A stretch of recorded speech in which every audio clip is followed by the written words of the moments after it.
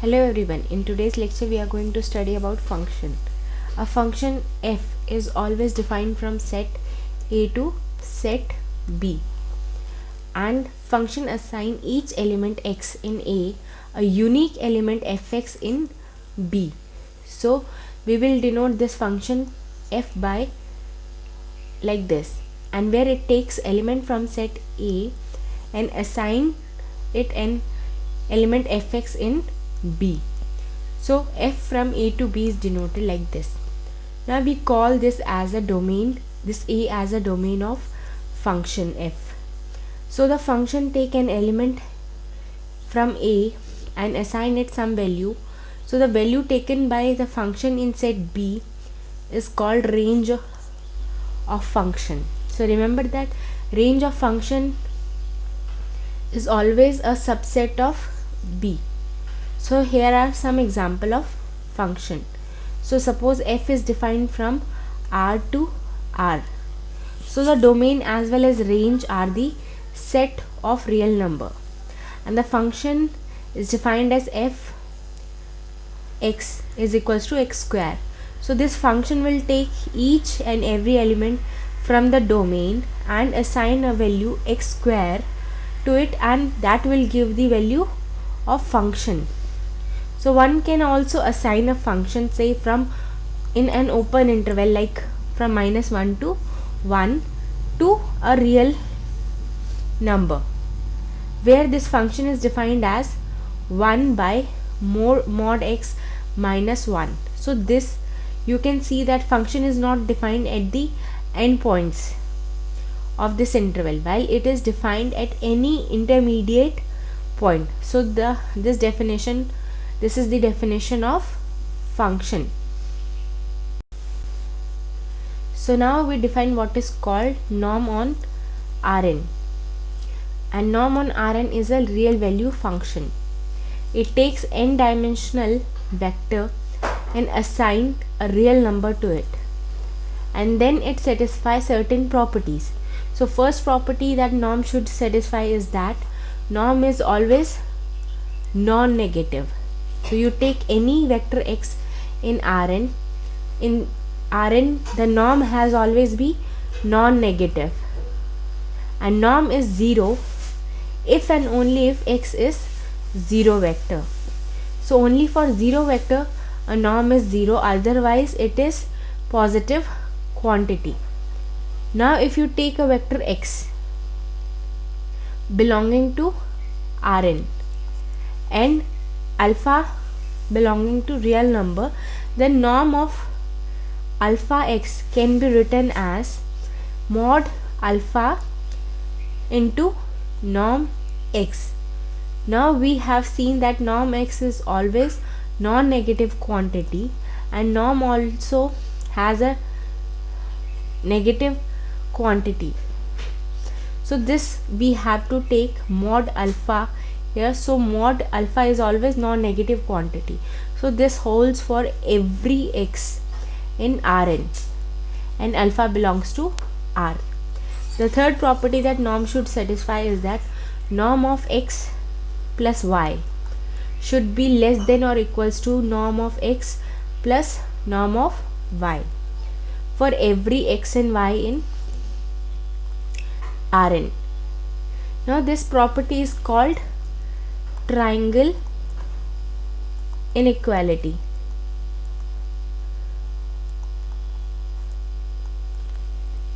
And it is clear from this figure. So we have a vector x. We have a vector x. So norm x is the length of this vector. We have vector y. Norm y is the length of this vector. So suppose if you add x and y, x plus y, so resultant x plus y, its length is norm of x plus y. Now this vector y is using triangular inequality, and we have studied in earlier classes. So we noted that side of triangle is always less than or equals to sum of side of sum of the other two sides of triangle. So norm x plus y is always less than or equals to norm x plus xy. So a norm should always satisfy these properties, and we will see more detailed about these norms now. So let x is a vector in n dimensional space. Now here are some definition of popular norms. So one is L2 or Euclidean norm. We know about this norm. So norm x, L2 norm of x. So you take square of each element and then add them and take a square root of that. So this is called L2 norm of x. There is another norm called L1 norm. You take an absolute value of each element and then sum up them. That will give you L1 norm of x. There is another norm which is sometimes called as L infinity norm, where we, among all the possible value, we take maximum mod of xi, and that will be infinite norm of x. So I will give you some illustration about some of these norms. So let us take two-dimensional space here. You have two x's and a origin and a vector x which has two component x1 and x2. So norm of x is easy to find. So this distance, so if you drop a perpendicular from x to this horizontal axis, so the distance is x1, and so from 0 to this point distance is x1, and from this point to this point the distance is x2, which is good to say as that we drop perpendicular from x to vertical axis. So the distance is x2. So the horizontal distance is x1 and vertical distance is x2. So the norm x is equals to square root of x1 square plus x2 square using Pythagoras theorem. So that we have shown here. So this is the illustration of norm 2. Now we look at some sets. So suppose we again consider two-dimensional space of real number. Now the set is shown here is a set of point whose norm 2 is less than r. So the point on the circle as well as point in the interior of the circle, they consist the set S, where the 2 norm of x is less than or equals to r. Now the 2 norm x is less than or equals to r means that we are talking about circle of radius r center around origin. Now when it comes to norm 1, the things are different.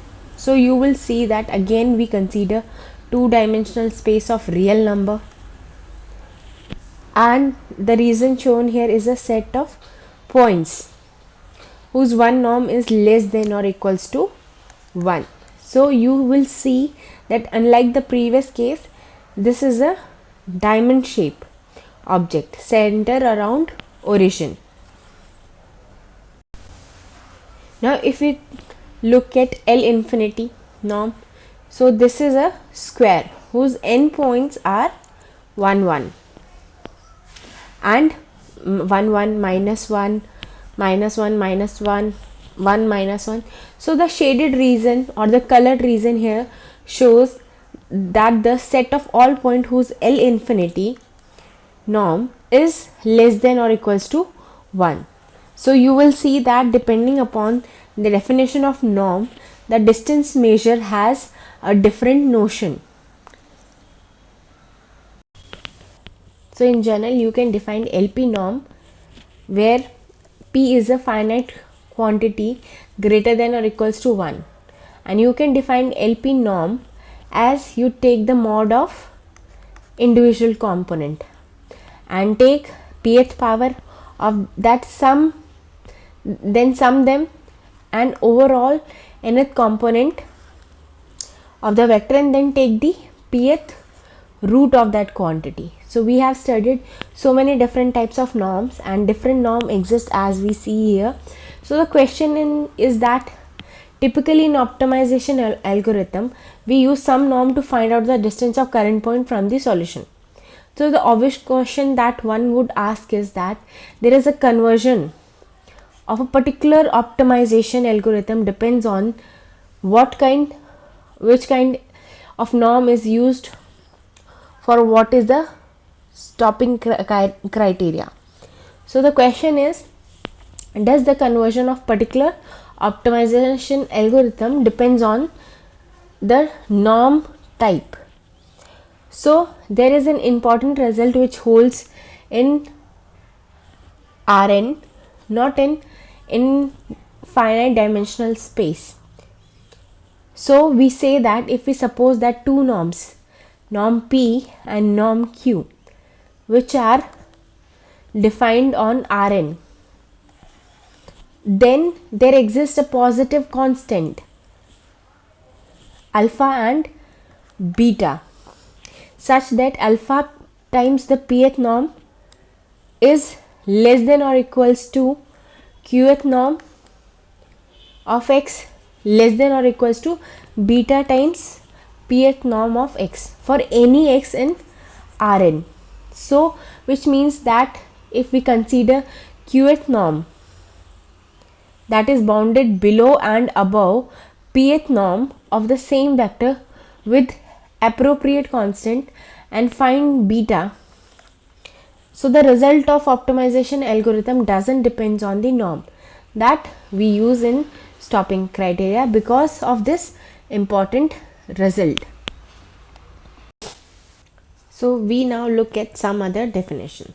So first one is the inner product of two vectors. So let us consider two non-zero vectors in n-dimensional space. Then inner product of two dot product of these two vectors.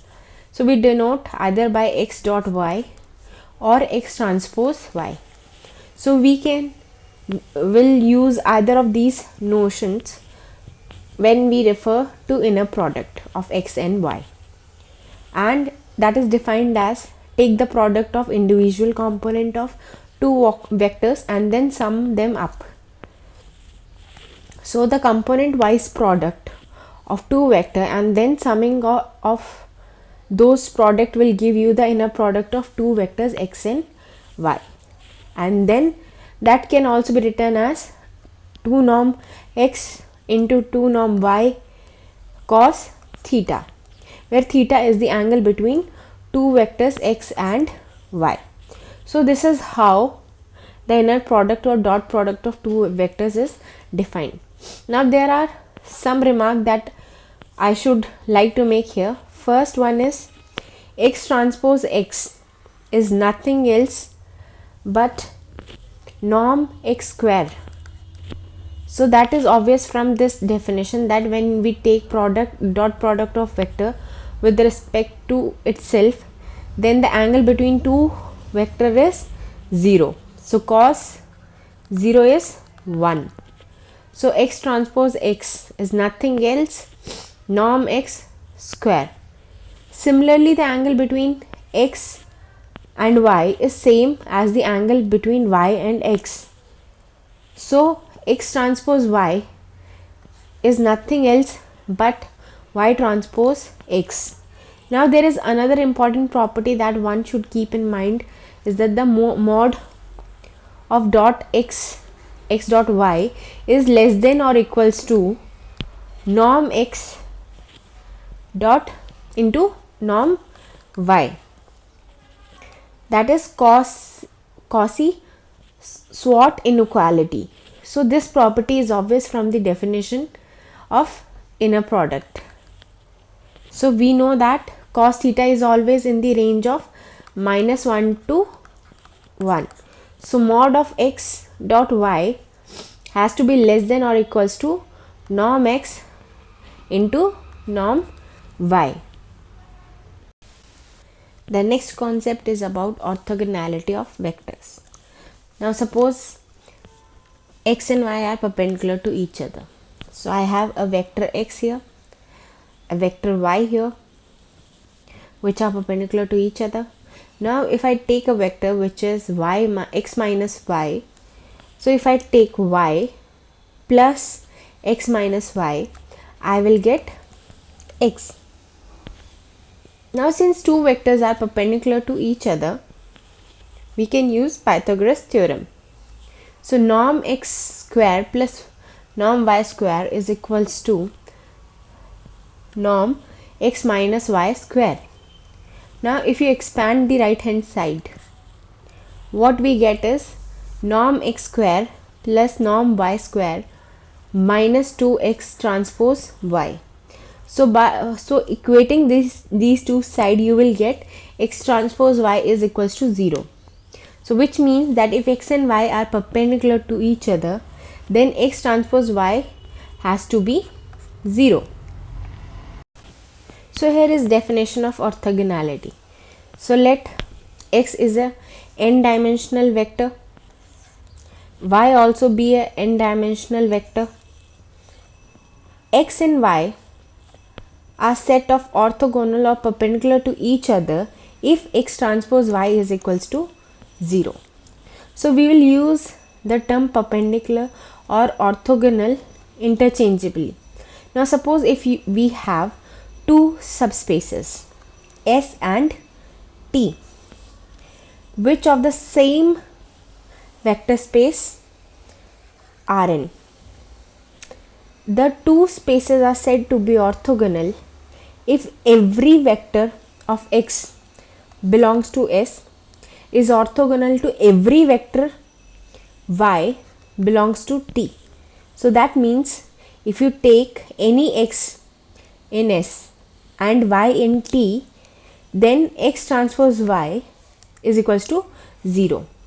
So suppose if you take two-dimensional spaces, we make a horizontal axis as one space and vertical axis as another space. Now clearly their subspaces because they passes through the origin. Now you will see that any vector x on the horizontal axis is perpendicular to any vector y on vertical axis. So such subspaces are called orthogonal subspaces, are said to be orthogonal to each other. So let us look at the definition of orthogonal complement. Now suppose given a space S, the space of all vector orthogonal to S is called orthogonal complements of S. So suppose if I take a three-dimensional space, now S is suppose space spanned by vector x1 and x2.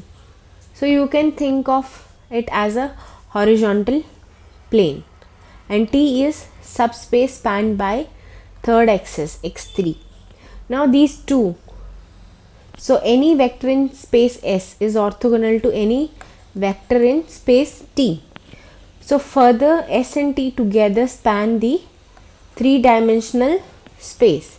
So there is difference between orthogonal subspace and orthogonal complements. So in orthogonal complements, two subspace span by the entire, that in this case the two subspace S and T span the R3 space.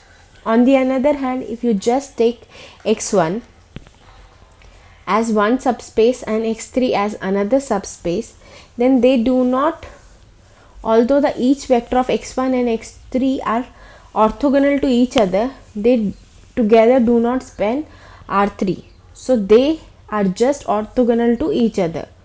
But in this case, S and T together span a three-dimensional space. So we say that x and T are orthogonal complement of each other. Now look at mutually orthogonality. Now vector x1 to xk are said to be mutually orthogonal if they are pairwise orthogonal. So you can take any two different vector, that dot product is 0. Now if the norm of each vector is 1 for every I, then the set x1 to xk is said to be orthonormal. So for the orthonormal set xi transpose xj when I is not equals to j is equals to 0, and xi transpose xi is equals to 1. Now the next question is that the set of mutually orthogonal vectors linearly independent. So you have a vector space whose basis is horizontal axis and vertical axis. So we are talking about two-dimensional space. Now these two basis vectors are mutually orthogonal. Assume that norm of each vector is 1. Now in these sets the mutually orthogonal vectors are linearly independent. The answer is yes. If you have a set of mutually orthogonal non-zero vectors, then they are said to be linearly independent. So we will show this result now. To show this result, what we need to show is that the set of vectors are linearly independent, which means sigma alpha I xi is equals to 0, implies that alpha I is equals to 0 for all I. So here is a small proof for this result. So let us take left hand side. So we say that alpha 1 x1 plus alpha 2 x2 plus alpha k xk is equals to 0, and finally we have to show that this right hand side. Now what we do is that we take a dot product of each vector with respect to x1. Now remember that what is given is x1 and x1 till xk are mutually orthogonal non-zero vectors. So we can expand this to write it as alpha 1 x1 transpose x1 plus alpha 2 x2 transpose x1 plus alpha k xk transpose x1, which is equals to 0. So which can be shortly written in short form as sigma times alpha I xi transpose x1 is equals to 0. Now we are given that set of vectors are mutually orthogonal. So x2 transpose x1 is equals to 0, xk transpose x1 is equals to 0, except x1 transpose x1 is equals to 1, because they are orthogonal. So each of this k minus terms will vanish. These terms will vanish, and what we are left with is the only alpha 1 x1 transpose x1 is equals to 0. And since x1 norm is 1, so the only way for this to be happen is alpha 1 is equals to 0. Now similarly we can show that each of this alpha k's is 0 by multiplying with x2 x3 until xk. So by doing that we will show that all the alphas are 0. Since all the alpha are 0, this condition is satisfied. Then we can say that mutually orthogonal vectors are linearly independent. Now suppose x1 and x2 are orthonormal, so which means that they are perpendicular to each other and each of them has a unique norm. Now if we take a vector x, we can write it as a component of x along x1 into x1 plus component of x along x2 into x2. So the component of x along x1 is x transpose x1 and the direction is x1. Similarly, the component of x along x2 is x transpose x2 and direction is x2. So x can be written as x transpose x1 into x1 plus x transpose x2 into x2.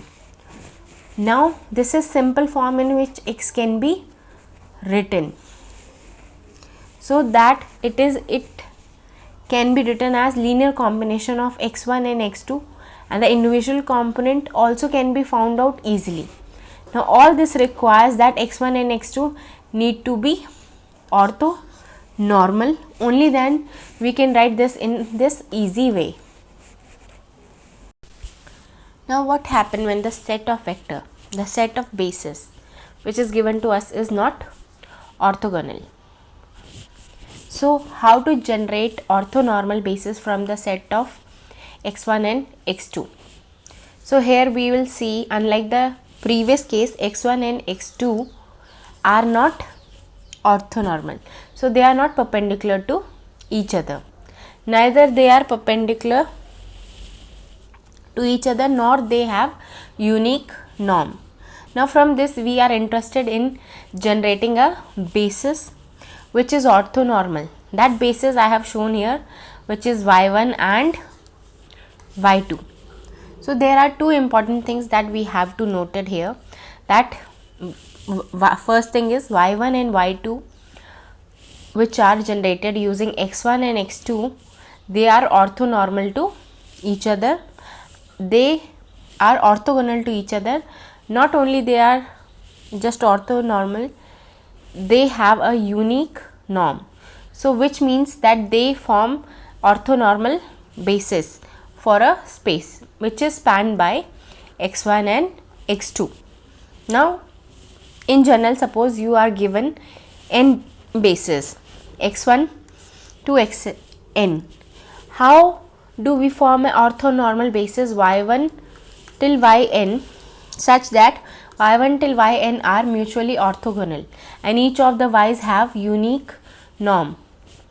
And that procedure is commonly known as Gram-Schmidt procedure.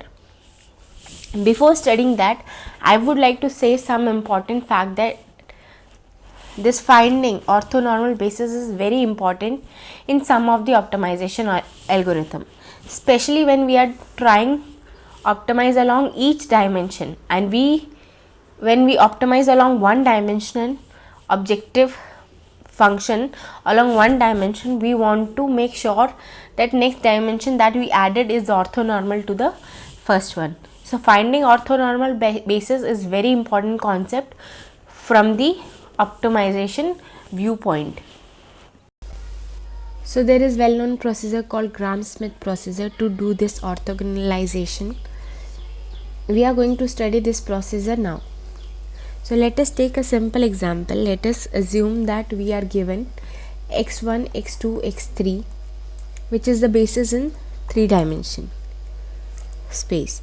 Our aim is to produce orthonormal basis y1, y2, y3. What it means is that the norm of individual component y1, y2, y3 is 1, and they are the set of vector which is mutually orthogonal to each other. Now without a loss of generosity, what we will do is that we will take the vector y1 to be first vector x1 divided by norm of x1. So that means norm of y1 is 1. So if you look at this figure, we had x1, from that we derive y1 which is along the same direction but with a unit norm. Now let us look at vector x2, which is second vector in this basis. So what we will do is that we remove the component of x2 which is in the direction of y1. What we will left with the component z2. So in short, z2 is nothing but x2 minus component of x2 along the direction of y1. So this is explained here. Now we got z2 you can see Z2 is orthogonal to Y1. So if you take Z2 is equals to x2 minus x2 transpose Y1 into direction Y1. Okay, so you will get a Z2 which is orthogonal to Y1. Now it is clear that Z2 is orthogonal to Y1. So we got a vector which is orthogonal to Y1. Now our next job is to make Z2 define a vector Y2 which is along the same direction as Z2. Okay, so what we will do is we will divide Z2 by Z2 norm. So it will be Y2 is having a norm of 1 in the direction of Z2. Okay, now we start with vector x3 along the direction of Y1 and Y2 is removed. The component of Z3 along the direction of Y1 and Y2 is removed. So how we will get Z3? Z3 is x3 minus x3 transpose Y1 in the direction of Y1 minus x3 transpose Y2 vector in the direction of Y2. So now x3 is orthogonal to Y1 and Y2. Now we have just make sure that Z2 is orthogonal to Y1 and Z2, Y1 and Z2. So x3 is orthogonal. Now we will see the y3. Y3 is Z3 by Z3 norm. So y3 has a norm of 1 in the direction of Z3. So the process can be extended to a general norm basis y1 till yn in Rn. So this procedure is going to be very useful in our optimization algorithm, in some of the optimization algorithm. So that is why we spend some time to discuss about it. So that's all for today's lecture. Thank you.